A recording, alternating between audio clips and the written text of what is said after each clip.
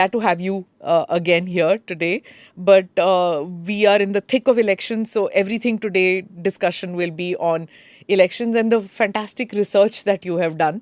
I saw it on Twitter and on X. So those of us who are not on X or our listeners and viewers, we're going to decipher as to what all has happened and what is the research that you have done. Basically, 969 million Indians eligible to vote in India in this current elections, and you've written in an article also that think tanks and the media, foreign media, they have been working like on an overdrive to discredit the elections even before they had begun. We are now, at the time of recording, we are doing the first phase is over and the second phase is about to happen in a couple of days. So we'll go into it one by one, but tell me what prompted you to do this research. Sure. So, in fact, very happy to be here and at such a momentous time, perhaps very consequential for India. The background and history to this research actually predates the elections. It goes back several years when I was the CEO of Prasar Bharati, when we saw a consistent pattern with the manner in which global media was reporting on India. Very specifically, I recall instances such as the anti-CAA riots, just about when President Trump was to visit India. Then, of course, the coverage during COVID-19. In fact, this entire research has been published as a serious research paper in the quarterly journal of the Indian Institute of Mass Communications back in December 2021, where we had analyzed a much larger body of articles, almost 5,000 plus articles, to look at the manner in which global media outlets have been reporting on India. This is before the earlier election, before 2024 election. Before 2024 elections. Okay. So that is the background or backdrop within which this particular set of links that I had shared and articles that I had pointed out, that the same pattern is repeating itself again in 2024, where the global media is taking a very activist role in trying to raise all sorts of questions to delegitimize the whole election process, be it with the electronic voting machines, be it with all these discredited or deeply flawed democracy rankings. So the reporting on India is not an organic one that you're saying. You're saying a trend which doesn't seem to be non-motivated. Absolutely. It's a trend and pattern that has been going on for quite some time. In fact, it's kind of stunning because after I brought out this list of headlines in the context of 2024, I went back and looked at what happened in 2019. It's almost similar pattern of headlines. So it tells you that there's a certain biased lens with which global media has tended to look at India. And fortunately, that lens is informed by certain individuals or certain organizations in India who have sort of contributed to that view, and that view prevails, and I think that is the dominant view, unfortunately, in which India is being viewed. So those of you who are on Twitter, now known as X, please do follow Mr. Shashi Shekhar. He's given an entire listing. Also, you can go into his article, which is in the Indian Express. But we've got a monitor out here where we've got all the headlines out. So those of you who are on YouTube will be able to see this. But those of you who are listening in on audio platforms, for their sake, I'm going to be reading out the headlines and we'll discuss this with Shashiji, who's going to tell us, because it's his research, which very cleverly, I saw that Sam Petroda had just picked it up, copy pasted, and not given you credit for that research. It's appalling. I mean, someone of Mr. Petroda's stature to be being so lazy, at least that he could have altered some of the No, he did nothing. He just copy pasted. I saw that even the quotation marks had been picked up. Okay, so let's go into this. And these headlines are for the 2024 elections, even before the elections had begun. So Bloomberg begins by saying Modi is making India's polls all about himself, why India South rejects Modi and why it matters. Now, we don't even know at this stage whether the South has rejected Modi or not, because elections haven't begun. Right. Polling hasn't begun, but Bloomberg has decided that the South has rejected Modi. Modi's election campaign may have already peaked.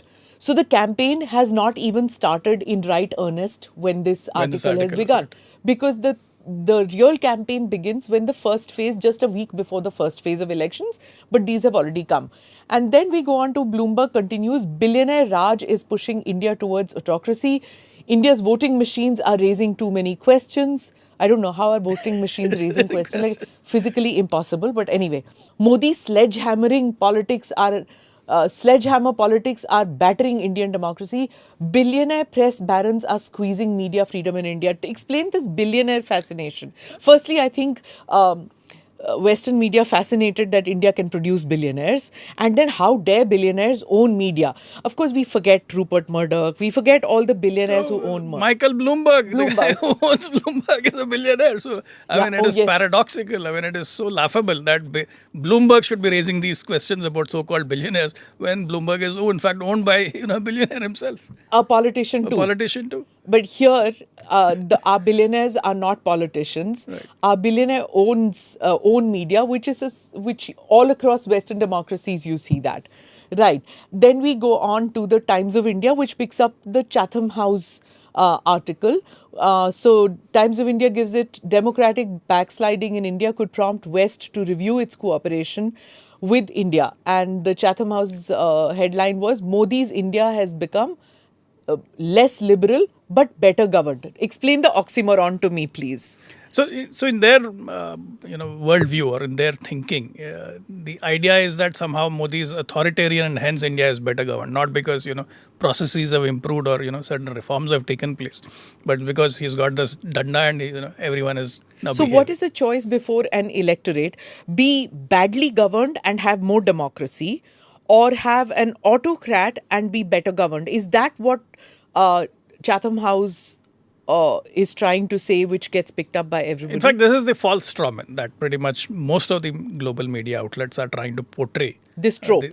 This choice, this false choice, that somehow it is a choice between an autocratic regime and then, of course, some vague notion of a democracy which is actually chaotic and anarchic in their mind. Okay. Then we go on to the next one, Financial Times. Is India's BJP the world's most ruthlessly efficient political party? Ruthlessly efficient, right? So, no. Anyway, how India's democracy developed East Asian characteristics, like who? Pol Pot. Yeah, again, it goes back to the same thing that benevolent dictator. Right? Benevolent dictatorship. So we are not looking at non-Asian characteristics of autocracy, but Asia should not have autocracy. Okay. The mother of democracy in quote is not in good shape. Like this is fat shaming us, or what are they doing, right? Well, I think the context here was basically that Arvind Kejriwal was arrested, and that somehow a huge setback to democracy and reflects on the health of democracy. That was the editorial of Financial Times, right? And if you look at what is happening in the U.S., you got Donald Trump on trial. You have, in other countries, you have people like Sarkozy who gone to jail. You have all kinds of politicians serving and, retired who had to face the rule of law. And here you have the Financial Times making the argument that somehow in India the rule of law can wait. Let's first get the elections done. Right. Next, we have foreign policy. Modi's Make in India didn't make jobs. The cult of Modi, how India's Prime Minister dismantled the world's largest democratic experiment. So, we are 70 plus years into a functioning democracy with one aberration all through. All our governments have changed through the ballot, not the bullet, but we are still a democratic experiment. Whereas Pakistan, Bangladesh, any other, or talk about a million other countries that I can think of, or in historically, they are not experiments, but India continues to be a democratic experiment. Modi's slide towards autocracy. This is the favorite thing Yeah, about. I mean, the two words that repeat the most with the highest frequency are autocracy and authoritarian. So when you see that all the time, then you have these two nice phrases: democratic backsliding and shrinking of free Democratic speech. space. Right, we're going to get to the media part also. That'll also come. We've already done the billionaire one. Jacobin says Narendra Modi is preparing new attacks on democratic rights. So they seem to have an in with the PMO or something like that, where they know that what is in Modi's mind. Not that any Indian knows what is in Modi's mind, but the Jacobin obviously has some sources. Narendra Modi is developing a new template for authoritarian control of the I mean, this internet. is like somewhere completely out of whack. What are they even talking? Right? Author Authoritarian control control of of the the internet. internet. World, global internet. Global. Okay, wonderful. Uh, Even Xi Jinping can't do that, right? Who can stop Modi and his authoritarian vision? Is this fishing for anybody to apply for some kind of funding or something? Who can stop him? Well, in fact, this particular article and many of a similar line are actually Indians writing in these global Or publications. people of Indian People origin. of Indian origin. Right. Next, after that, we have Le Monde, India, uh, democracy in name only. Right. India's elections this year stand out for their undemocratic nature. This is an entire resume and career that has been built on demonizing Mr. Modi and Le Monde. Mr. Christophe Jaffrelot. Okay. But also, elections haven't even begun, but they've already They have already. discredited. The Times says the modification of India is almost complete, punning on the word Modi. And it says, with democracy under threat in Narendra Modi's India, how free and fair will this year's election be? At least they're questioning. The others had already said that it's rubbish. all done. Right? It's all Time done at and least over. says that maybe. I think it's also possible that Time is hoping for an interview like Newsweek got it. So let's keep that one door open. Right? Next, the New York Times. Oh, lovely. Modi's temple of lies. In fact, this is so disgusting. It is as disgusting as that cartoon of one of the Aam Admis trying to join the elite space club, knocking on the door with a cow. Right, and this particular op-ed, it is just incredible that the New York Times published this. Could you imagine them ever writing Obama's Church of Lies? Would that happen? Would they write something like that? Or would they talk about a mosque in a similar manner, but a temple is open for, Absolutely. right? And the pun is intended because it is very clear the reference is to the Ram temple. To the Ram temple. Modi's power keeps growing and India looks sure to give him more. So they've already declared the results. I don't know whether we need to go through an electoral process. The New York Times already says that. Modi's India is where global democracy It's dies. like we're not done with India. We're going Yeah. to take care of democracy everywhere. So we are the custodians of global, Global democracy. So when we go in for polls, we have to wonder what happens to global democracy. Of course, China's not in consideration. Would they write this about Singapore? I wonder. Right? Would they write it about Indonesia? Would they write it about Malaysia? Would they write it about anybody else? Australia? The gentleman who wrote this lives in Hong Kong. So you're right. There you go. Wonderful. Then we have The Guardian. Lovely. The Guardian view on Indian elections: fixing a win by outlawing dissent damages democracy. So, of course, they are the custodians of democracy, right? Because they ruled us for how many years? Very democratically. That was Yeah. 300, 200. Okay, that was such a democratic rule. As India goes to polls, can democracy deliver a better life for its people? The Guardian wants to know whether India would rather have an autocracy. In fact, if you look at the manner in which the Guardian has been reporting on India, right, they've gone and picked these obscure villages in Uttarakhand and trying to portray an entire narrative around how Muslims are being victimized, and that, in fact, that dominates the entire story here in these reports. Okay. Next, we have The Guardian itself, which says the US should not normalize Modi's autocratic and illiberal India at G20.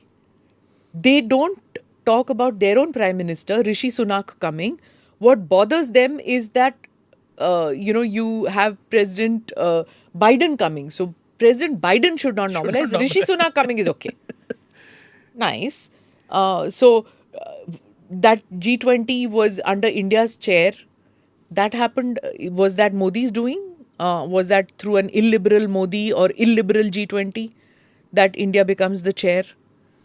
Not something that we chose, right? It happened. Absolutely. I mean, it's by rotation, and you had even came- autocracies hosting the G20. It's not Yeah. that only democracies hosted. So then the observer view on the growing threat to democracy in India. Okay, that goes on. The Times. 2/3 of Indians back autocracy as Modi eyes the third term. So this is based on some survey, I'm guessing, because Yeah, this is the Pew or what? not Pew. Must be a survey Yeah, because it is a survey. It's a survey. Indians haven't had an election. It's a So survey. how they have come to the conclusion that 2/3 of It's one India. of these surveys which tries to play up this whole thing that Indians are fascinated with autocracy. So while Indian channels for the past couple of days have been going on an overdrive to say that Modi may not come back after the first phase of elections, but the Times in London has already found that 2/3. So why elections are being held is really no need actually. As India rises, can the West steer Modi away from autocracy? The white man's burden that the West has to work on India. भाई हम लोग नहीं govern कर सकते अपने आप को, आप आ जाइए, हमें बताइए कि हम किस तरफ मुड़ें, right? Yeah. And this is a theme that you see over and over with certain activists in India who may hate the US for everything else, but when it comes to India, they want to appeal to the West that please, why aren't you holding India accountable? So it's not just Manishankar Iyer going to Islamabad or Karachi or wherever he went, Lahore, asking them to do something. Do something. It's Indian origin or Indian journalists in writing in these liberal, liberal media, asking them that can the West do something about it? In fact, I recall there was a delegation that met Bill Clinton back then when the Pokhran 2 tests were done. Same thing. Why aren't you doing anything to hold India accountable? Okay. And then after that, we come to there's one video which we haven't put out, which is will the outcome of India's election increase intolerance? That was DW. Yeah. So they've already decided what the result is going to be, which is that the BJP is coming.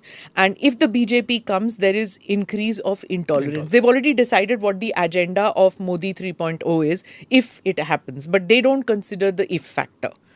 So how did all this happen? When did you do this research? How long did it take for you to come up with all these? There's also Narendra Modi's regime suppresses freedoms, which is some Catholic news, LaCroix.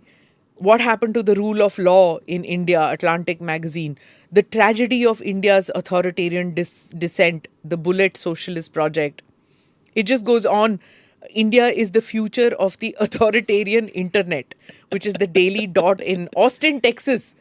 Wonderful. So, Austin, Texas is worried that authoritarian internet is going to be something. Australian Institute of International Affairs says increasing authoritarianism.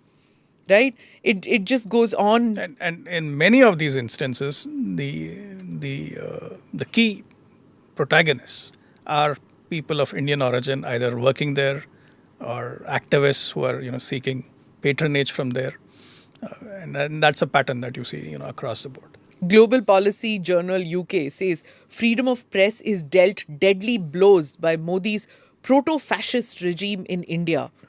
And then there's this continuous thing about personality cult. Right. Lament for India's descent into authoritarianism. Modi's ethnic nationalism threatens to deepen divisions in subcontinent. Nikkei Asia.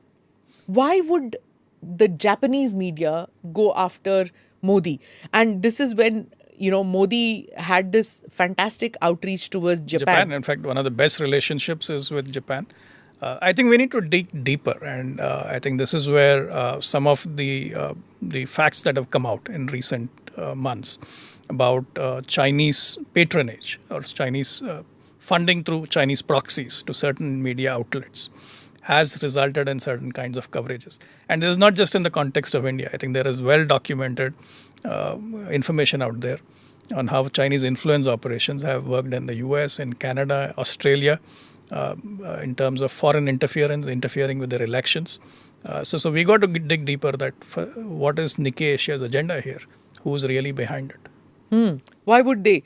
And then there are several others which you have listed, which is Australian media.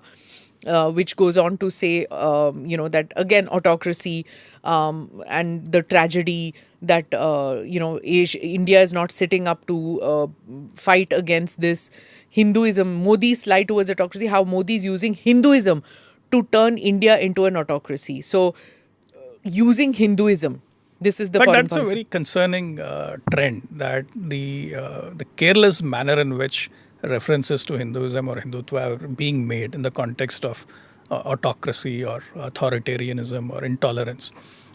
They don't dare to do that in the context of any other religion, Yeah. right? And I think that's very, very troubling. Wait, and let's talk about countries who, who we think are very upholders of freedom, uh, or at least friendship with India. We have Haaretz, it's Israel, which says India under Modi is becoming a brutal authoritarian state. Israeli media saying that India is becoming a brutal authoritarian state, right? I mean, the irony died a couple of breaths while this headline, I was reading this headline. So, why would Israel do this? Well, I think the Harrods, my guess is, has a certain ideological line that they take on issues. So maybe that's probably why they view even Netanyahu in a similar light, is my suspicion. So that is an outlier, clearly, in that entire trend. Why would an Israeli publication, write something of that nature? But if you look at the broad spectrum, there are four patterns that you clearly see. One is, you have foreign correspondents in India who tend to rely excessively on certain sources. For example, the only people they talk to are Nilanjan Mukhopadhyay, Ramchandra Guha, those are the sources of opinion based on which their reports are colored. The You don't- Khan market Right. consensus. So that is one set. Then the second set is people of Indian origin who are writing op-eds and opinion columns in or reporting for these guys in the foreign press. So that's a second category. The third category are these NGO activists who operate in these journals and certain think tanks, and they've been putting out certain views. The fourth is a very peculiar animal, which is the one that you read out, Deutsche Welle. Similarly, there was an incident with ABC Australia where Yeah. their bureau chief was asked to go back, or basically her visa Visa. was not renewed. Now, when a public broadcaster is reporting on India from India, we don't make a distinction between the public broadcaster and the state that they come from, because they are an extension of that state. So to me, it is the state of Germany commenting on India, or the state of Australia commenting on India. And just look at what is happening between the Australian state and Elon Musk over that video, where today they are demanding that not only is that video to be taken down in Australia, but globally that video should not be accessible at all. And you look at the Australian Prime Minister's comments that this is not about freedom of speech. This is about spreading falsities that can foment violence. Come on, that's the exact same thing your correspondent is doing here in India. Right. You are, fomenting falsities which can lead to violence. So where is the question of freedom of speech? They don't see the irony. What about BBC? That's a broadcaster too, Yeah, a state broadcaster, absolutely. public In fact, broadcaster. The BBC went through this whole process where they said we'll separate out the global arm and the public broadcasting in the UK. So they created this separate arm. But even that separate arm was still BBC, and it ran foul of Indian law, and hence now they've created this new entity, which is supposed to be an Indian entity, which will supply news to BBC. Al Jazeera. Al Jazeera, again, if you look at, in fact, their conduct in 2019 was horrible. And you will see the list of headlines from Al Jazeera, downright communal.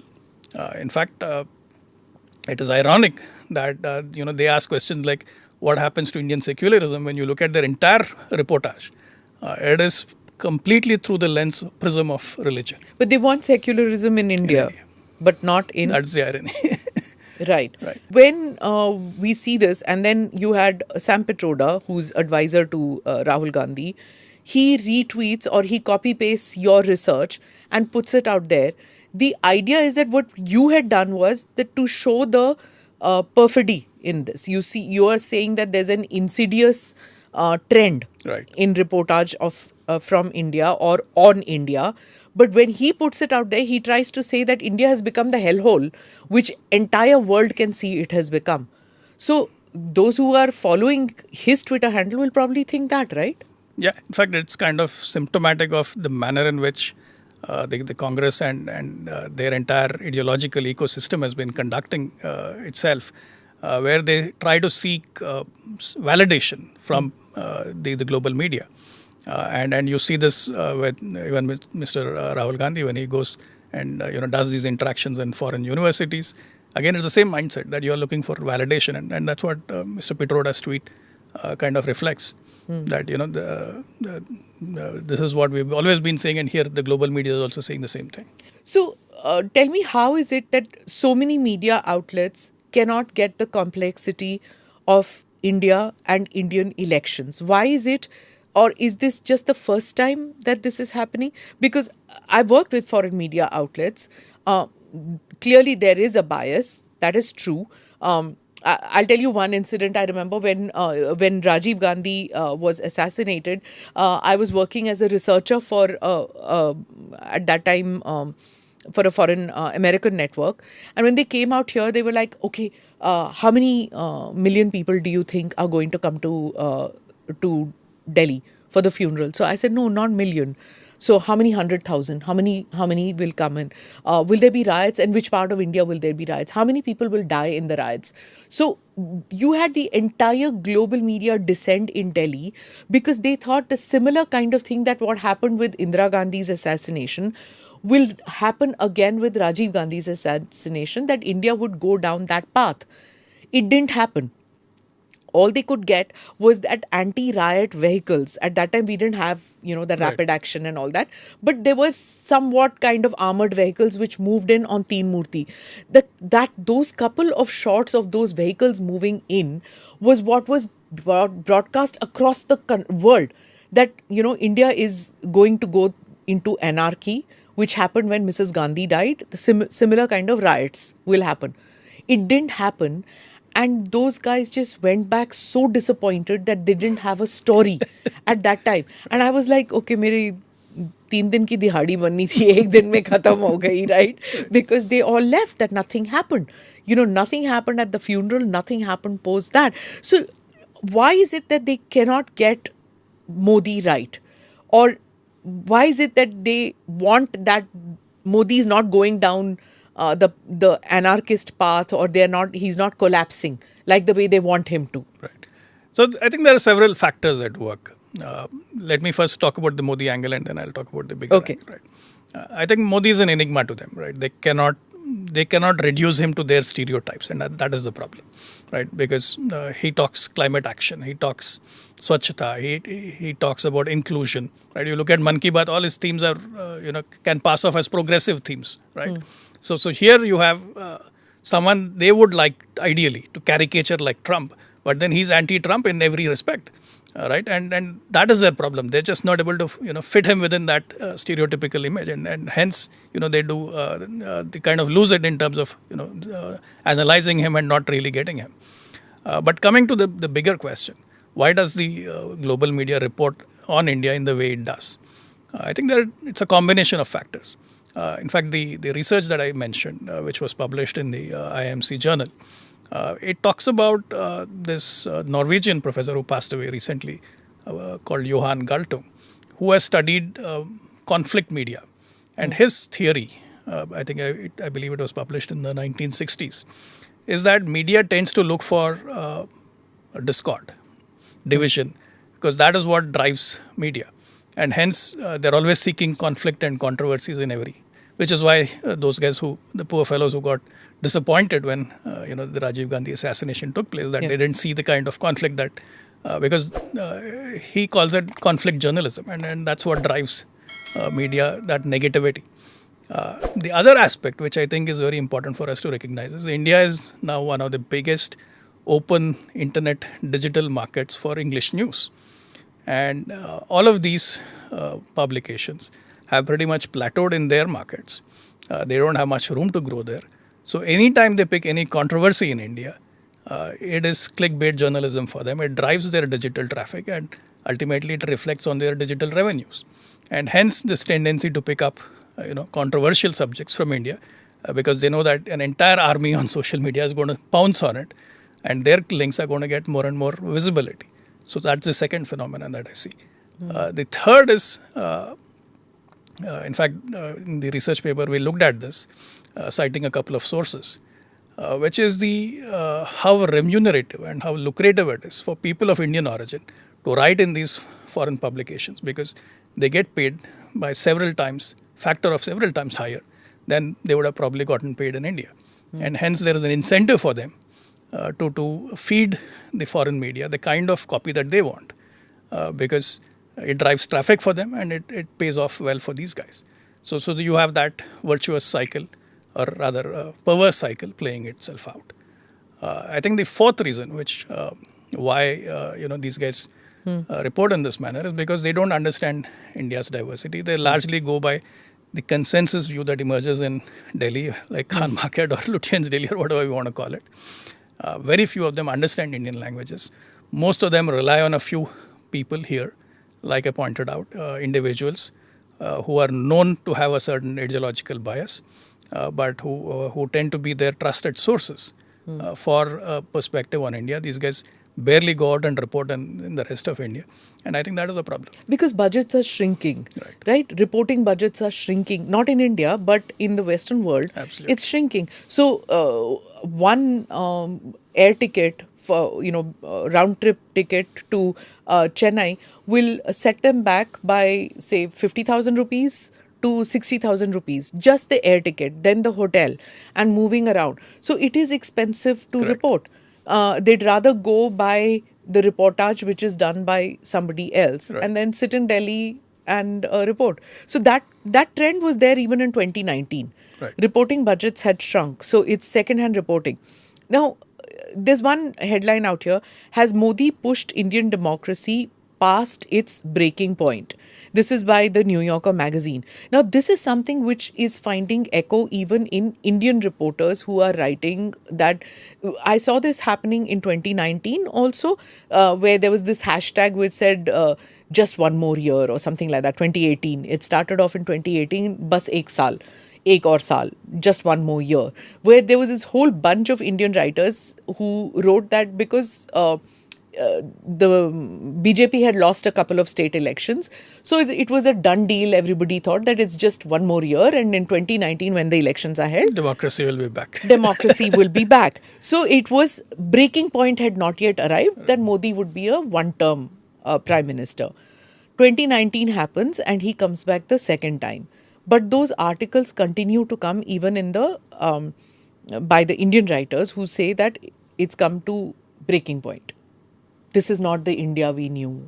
This is not badal gaya hai pura. This is not the India for which my father fought as a freedom fighter. That kind of. Have you heard those kind of conversations? In fact, I've seen this every 12 to 18 months since 2014. First, it was about the attacks on the churches. Democracy as we knew it has ended. Then it was award wapsi. Then it was CAA riots. Then it is COVID mishandling and COVID deaths. So pretty much every 18-24 months you have this trend of picking on some set of events and trying to craft a narrative that India civilization as we knew it has already ended, right? And this has been repeating itself because this section that has lost out since the emergence of Modi, because they had a certain monopoly, a certain sway on the narrative and power in Delhi, and now they've lost it. They are just desperate to get it back, and hence they're all the time looking for something to latch on to. Explain this thing about, I have witnessed it, but explain to the viewers about a certain section which had a sway on the narrative. Did you notice that? Because you came to Delhi when Modi came to Delhi. You were an outsider too. You're not a career bureaucrat who came in. Right. You came in from the private sector, came in when Modi came in a little later. So tell me about your view about what you saw in India before Modi came in on the narrative monopoly. Yeah. So this is something that has been there much prior to Modi, right? We even saw it during the Vajpayee years as well. that a certain section of left-leaning ideologues who have dominated, the op-ed columns, who have dominated the NGOs. Perhaps some of them are very eminent lawyers, so they dominated the court proceedings, the PILs. They have always tended to have a sort of a monopoly or a sway on, what is right or what is moral, or what is the right way to do things. And if something didn't fit their worldview, their activist worldview, then it was the end of everything, right? And here you had Mr. Modi, who was challenging that dominance, and many of them enjoyed access to power. Many of them were rewarded with Padma awards and so on. They would all go with the prime minister on these foreign travels. So they were kind of pretty much holding the sway in terms of what is the mood of the nation, so to speak. Right? They were the arbiters, or they were the high priests of what is right and what is wrong. And then Mr. Modi comes and he breaks that entire stranglehold, and these people are suddenly they're staring at a vacuum where they no longer have access. They're completely shut out of the system, and then piece by piece, the prime minister has pretty much dismantled that entire edifice. Right? You no longer have Padma awards going to these journalists. You no longer have foreign trips. No Rajya Sabhas. No Rajya Sabha seats. Right? So the only things left for them are these access to the foreign media outlets, and that's where they're and no government housing. No government housing. That was another thing which was there, where journalists Absolutely. got government housing. No. That also went away with the Modi government. But actually, it went away a little before that, in the sense that rules came in, but they continued holding on to the housing in some of them. But you mentioned Vajpayee, Prime Minister Vajpayee. That was another BJP government which was there. The thing with the Vajpayee era is that he didn't really take on those journalists. Right. He co-opted them. His was a different style of a PMO. He co-opted them instead of going against them, and instead of shutting the doors on them, he co-opted them. He gave them programs on Doordarshan. There were channels which opened, Doordarshan International, is it, or something like that, and there were a couple of channels. They were given access to Racecourse Road, which was called 7 Racecourse Road was the Prime Minister's office. He would call them over for lunches and dinners, and there was this. So he was, the right wing, of course, loved him because he was their prime minister. But the left media, which was the Congress media, was co-opted by Prime Minister Vajpayee. That didn't happen with Mr. Modi. Absolutely. I think what Mr. Modi has done is that he has democratized the media landscape. I mean, just look at your podcast, right? How it is, now done so well in the English media, news media landscape, for example. Look at the number of upstart channels that have emerged over the last 10 years. In fact, when people accuse Mr. Modi of, having shrunk the whole media landscape, or, shrunk freedom of speech, they're missing out the fact that he has actually leveled the playing field, where several new news channels have emerged. I mean, look at the rise of Republic and Arnab, or TV9, for example, right? They've all emerged to challenge the incumbents. There are more than 400 TV channels, satellite channels. 300 news channels, 900 overall television channels. Extremely competitive landscape. And remember who enabled this competitive landscape. It is not the private platforms. It is the government-run DD Free Dish, which has actually made the media landscape competitive, where an upstart channel has equal access to the same reach in terms of 50 million plus households as an incumbent channel. And which is why a Republic or a TV9 or a Dangal is able to challenge the big guys. Right? And that's a government-run platform. So it's not just Doordarshan on it. You also have, these several other news channels also competing for, the viewers' attention. Yes. And open internet, anybody can open. Absolutely. So, you may not have access to speaking with the Home Minister or the Defense Minister or the Prime Minister or the Home Secretary. You probably don't have access to them. But it's not necessary you need to have access. You can still do your journalism.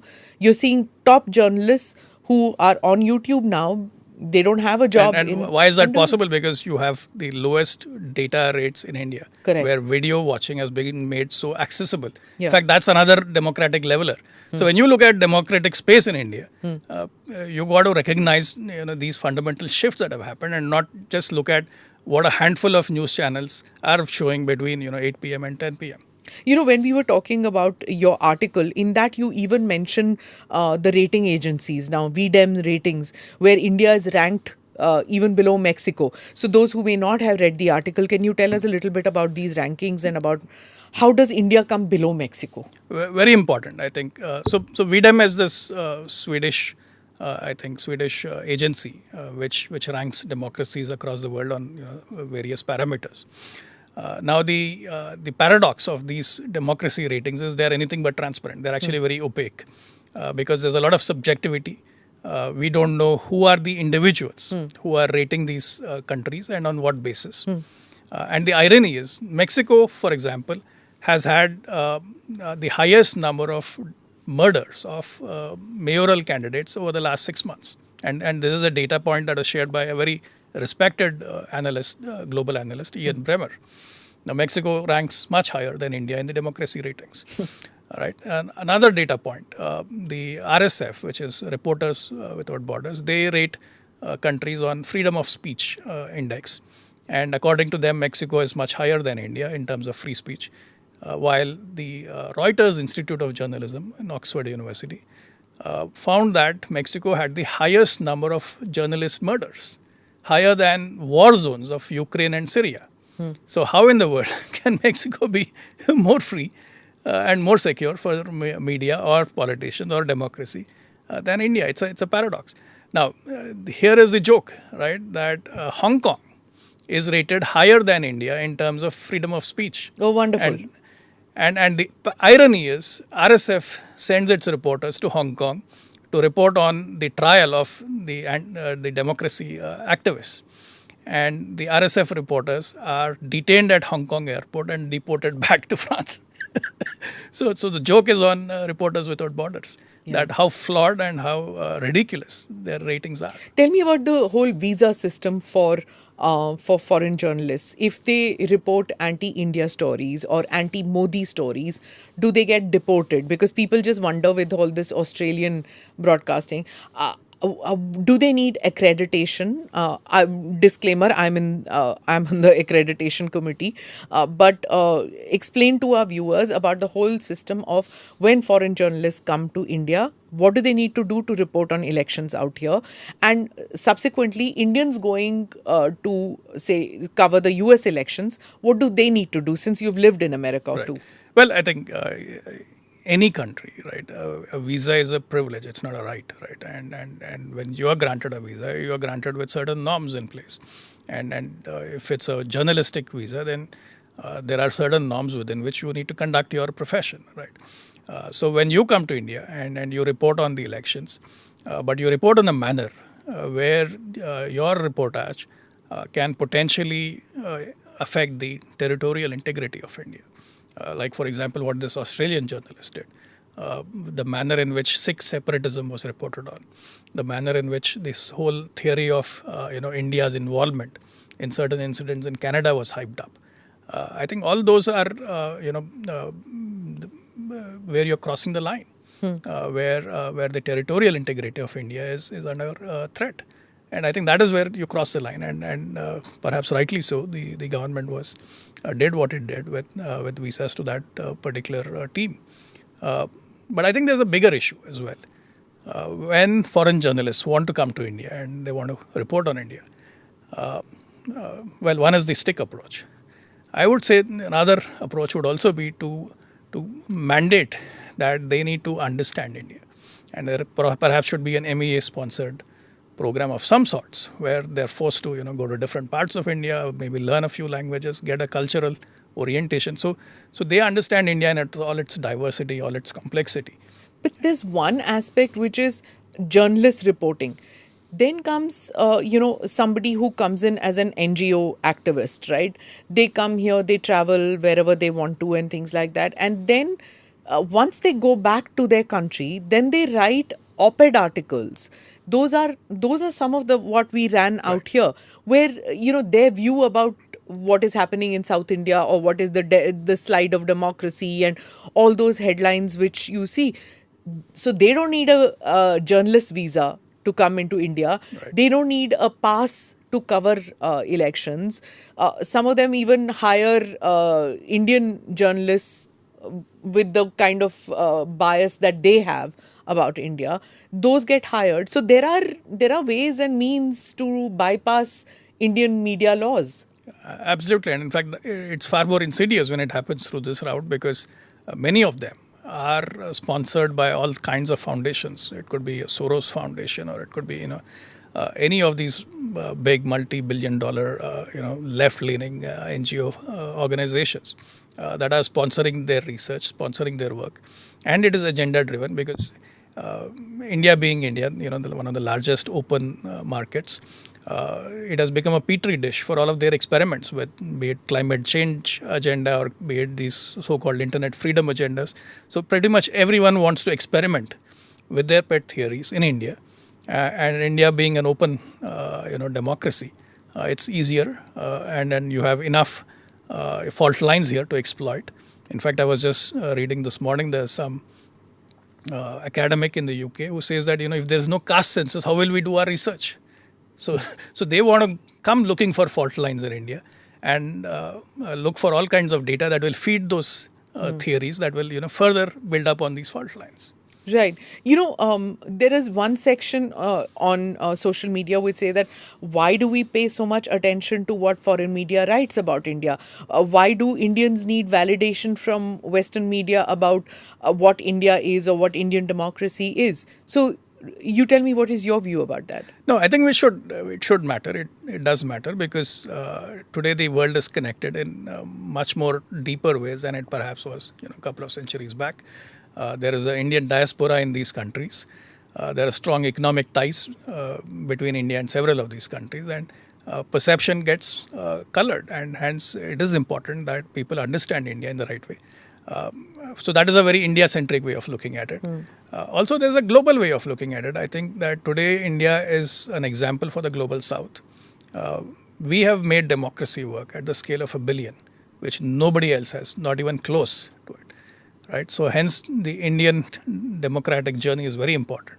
I'm sure it will inspire several other countries that if India can make it work with all its complexity at this scale, we can also do it. Right. So to that extent, I would think projecting the India story is very important to the rest of the world.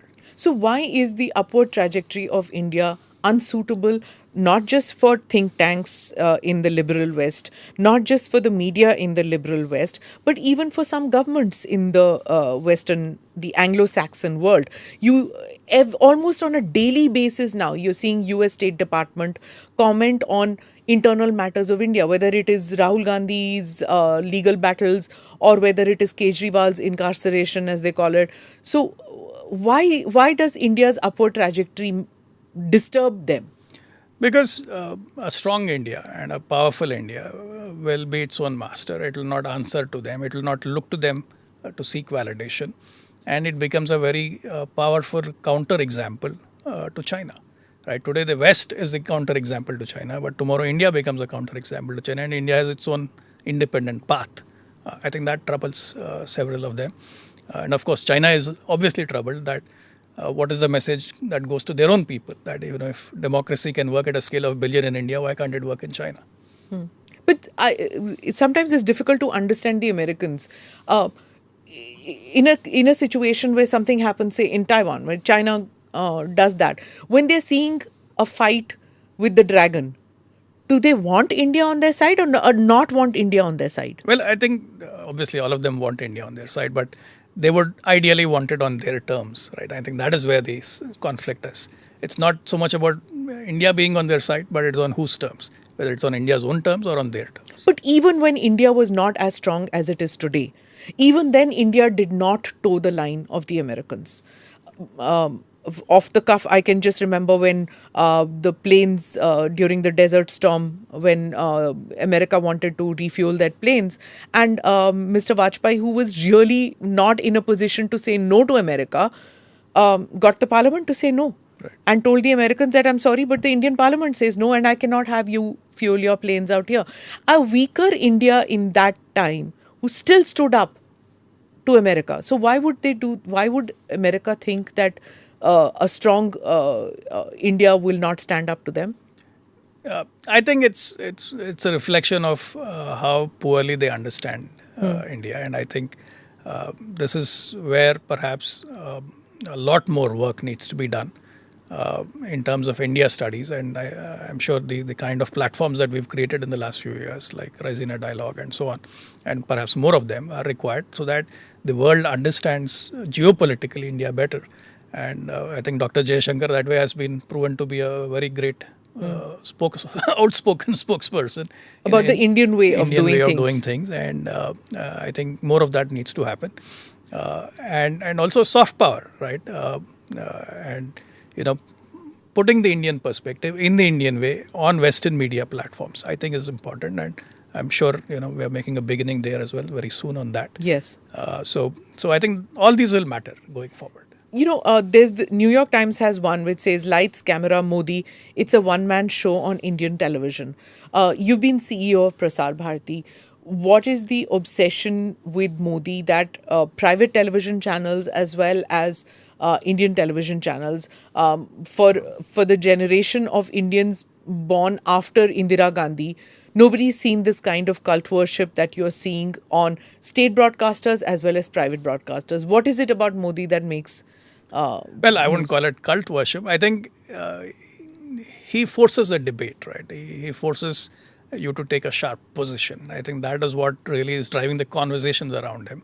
And no other political leader in recent years in India has been able to do that.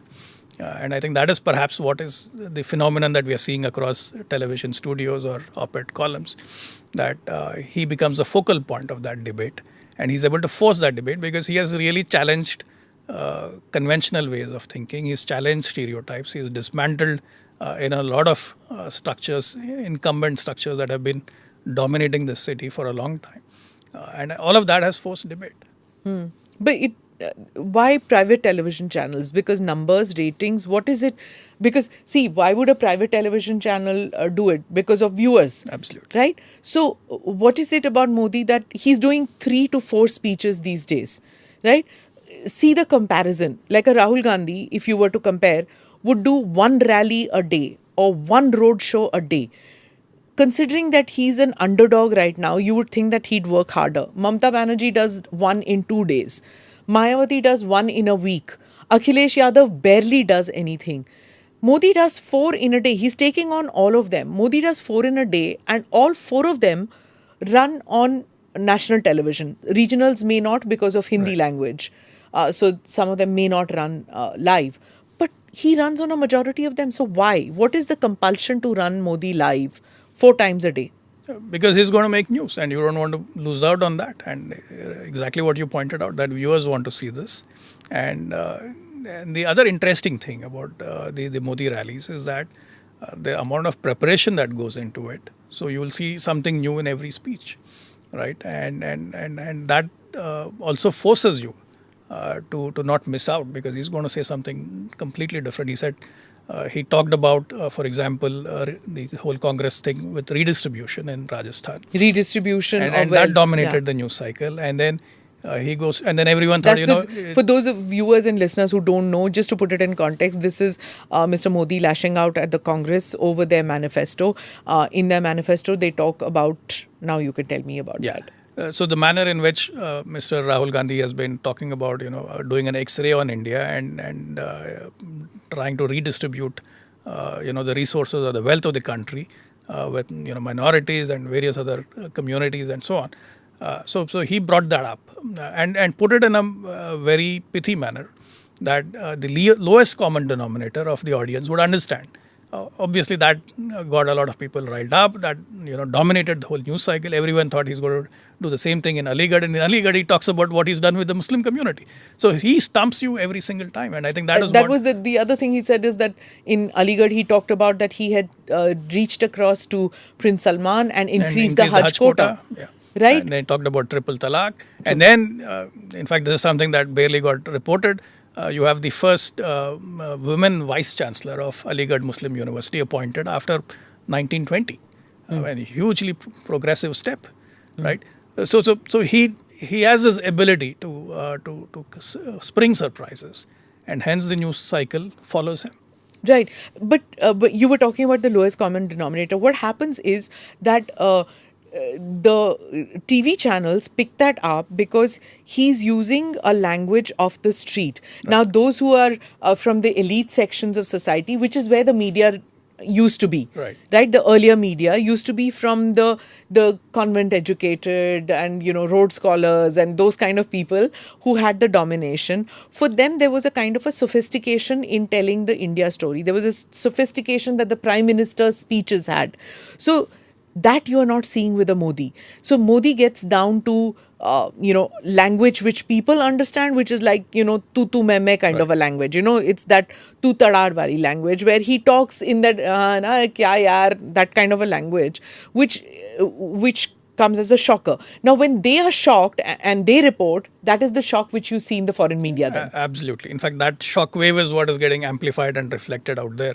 While in reality, what Mr. Modi is really doing is communicating to the common man, the last person at the strata of the society, in a language that they understand, with idioms and metaphors that they can relate to. Yeah. I think when he talks about Mangal Sutra, or he talks about how every the wealth of the mothers and sisters, the jewelry, their wealth will be. It's basically driving home the point that if you take this logic, this entirely divisive or regressive logic of redistribution towards extremities, this is what will happen.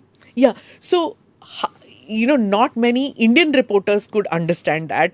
So, can you imagine the foreign media trying to figure out what does a Mangal Sutra metaphor mean? Right? So, basically, for our viewers and listeners, what was happening was that when Congress said that there'll be, when Rahul Gandhi said that there will be a forensic audit of the wealth that is in the hands of private individuals, and then jitni abadi utna hak, so it will be redistributed based on the number of backwards minorities, backward castes, minorities including Muslims, it would be redistributed among the poor. When he talks about that and about the forensic audit, so what Modi was trying to do was, what he was trying to say, for a woman, now a rural woman doesn't own property. Most where rural women don't own property. They don't have fixed deposits, many of them. What is their wealth? It is Tridan, which is the gold or the Mangal Sutra which she has. So when Modi was trying to say that this forensic audit, he didn't explain it in great detail, but that's what he was trying to say, which I think overshot most people when he was doing that. So the Indian media reported it differently, and of course the foreign media is going to go into paroxysms. They all picked it up, and now they're blowing it up. But I think the point remains that when you are talking of jitna abadi utna hak, it's a very, very regressive, highly divisive rhetoric, and its dangers had to be highlighted, and that's what he's done on the campaign trail. I want to come back to, since all the headlines equated Indian democracy with Modi's ascendance and Modi cracking down on the media, and Modi cracking down on dissent. Do you think that Modi's role in 2002, when he was Chief Minister of India, Chief Minister of Gujarat, and the riots happened out there, his bitterness with the Indian media's reportage then carried on when he became Prime Minister, and then the media, which had a certain view, international and Indian media view about Modi, that continued. So what you're seeing is a continuation of that chapter.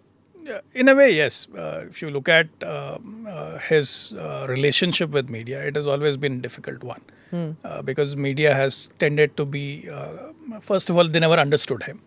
And they've tended to report in a very exaggerated manner. We saw that in Gujarat when he was Chief Minister. And then when he was denied the US visa, that history carried on. And when he became the prime ministerial candidate, the entire narrative was focused on that. So that legacy continues.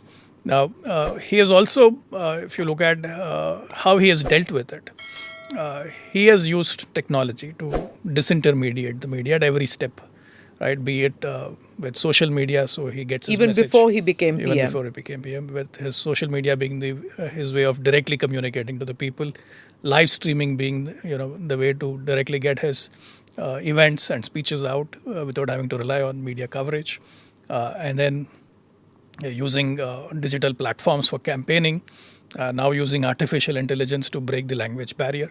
So at every stage, he has been using technology in a big way to disintermediate the media. And media is playing catch up, trying to understand him. Now, of course, with the global media, the next challenge would be to be able to break that barrier and get the global media outlets to better understand him. I know the current where we are at with this election and the kind of reportage that we've been talking about. Clearly, that gap is significant. There has to be a better way to bridge that gap. One is, of course, Indian media having global presence.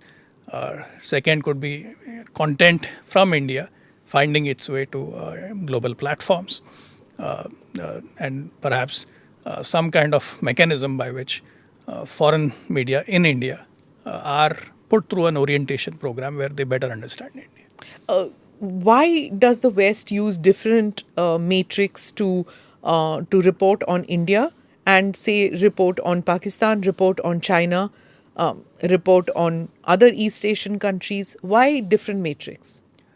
Well, I think the India as being so large, right, and fact that anything that happens in India will have bearing elsewhere. They tend to have a different yardstick. Also, I've noticed, again, I may be wrong in this, so I don't have hard numbers to back it up. But I've noticed that many of the times when a foreign media outlet hires a person of Indian origin, they tend to be making a very conscious choice that they are mostly people from a religious minority group. And I think that clearly plays in the kind of slant their reporting takes.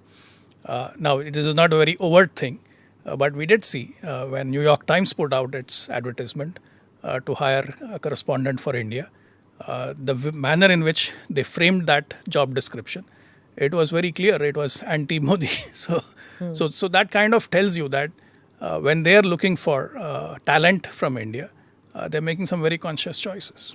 And this, though it isn't part of the scope of this discussion, but it's also there when students apply for PhD programs. This is what I've heard, that which slant your PhD is taking, your study is taking, that also matters in getting your student loan, your backing at these left liberal campuses. That happens And too. we are seeing how that is playing out right now and with what's Yeah. happening in American university campuses. Yes, in Colombia. In Columbia, in Yale, Harvard, and everywhere else. I was in fact reading so many Indian journalists, who are regional journalists, who said that we got through the tests and admission into Columbia, but our parents couldn't afford the school fees, and thank God that we didn't go, because this is what has degenerated to. Imagine an Indian parent sitting in India paying what, $50,000 a year would be the tuition and boarding and lodging. Forget about the tickets to come to India. $50,000 a year, obviously loan, or if it's a middle class family, can barely afford that kind of money. You send your child to study in Yale and Harvard and Columbia, and they are sitting out there and raising Palestine slogans instead of attending classes. And classes now have become virtual instead of doing it. So the journalism students who said that Columbia School of Journalism, this is where we wanted to go, and look what's happened out there. Absolutely. I think it is disgraceful what's happening in these university campuses, and the manner in which certain behavior has been normalized to the point of where it is threatening and it is intimidating to, for example, the Jewish students. I think it's very, very troubling. And today it is a Jews, tomorrow it could be somebody else. What about the logo of Doordarshan? What do you have to say to that? That became a big point when it's become saffron. Yeah, it's a non-issue. I think Mr. Jawahar Sarkar, I think he was sleeping all these years, and he suddenly seems to have woken up. In 2019, when we revamped DD India, the logo was already changed. He didn't pay attention. It was already orange color or saffron color, Yes. and that saffron color was chosen by Indira Gandhi, it seems, Well, or she was prime minister and I&B minister at that time, well, information yeah, broadcasting. possibly, but again, aesthetic standpoint, well, even Al Jazeera has saffron in its montage and its color theme. So I think it's more to do with aesthetics more than anything else. I think Mr. Sarkar has clearly lost his bearings. He was not paying attention. Okay. Modi 3.0, last question. Modi 3.0, what is it going to mean for Indian media and foreign media? Well, I think it should mean, it is the time for Indian media to come of age. Why don't we have global media brands, right? We have, look at what we've done with IPL. Today, IPL is the global standard for cricket. For a kid playing in Australia or South Africa or anywhere else, West Indies, the aspiration is to come to India and play in IPL, right? So we've created a global brand, a global platform, which has defined the rules for how cricket will be commercialized or played or monetized and so on. Uh, uh, why can't we take those lessons and bring them to the world of media as well, right? I think it's about time that India had a global media brand which lays down the norms of journalism, which lays down the norms of reportage, and the West emulates that. Because there are many people who are saying that if Modi comes in the third term, a number of channels, India doesn't need so many channels. He will make sure that 1 or 2 billionaires buy up all the channels. Well, I don't know much about that, but the Indian media landscape is very, very competitive. And to understand it, you don't sit in Delhi. You actually have to go to the states, look at the different languages, the diversity of languages, and how fiercely competitive media is in every one of those languages. And we're just in the beginning. Today, if you look at the Northeast and the East, it's an underdeveloped market. It is not as developed from a private media standpoint as perhaps the South is or Tamil Nadu is, for example, right? So there's a lot of scope still for private media development because there are markets which are underserved or unserved completely in terms of Indian languages. So I think there's a lot of scope for growth there. I don't see any one billionaire dominating media. Dominating the media. Right. Thank you so much, Mr. Shashi Shekhar, for coming for the second time on the podcast. Thank It's you. been very illuminating, and looking forward to more such research, which helps us so much to understand, where the foreign media is and how the foreign media is looking at So India. I need to give credit to one of my colleagues, Amol Path, who actually did the painstaking work of a lot of that research of those 5,000 articles Okay. On global media, and he's the author of that paper. So not just me. All right.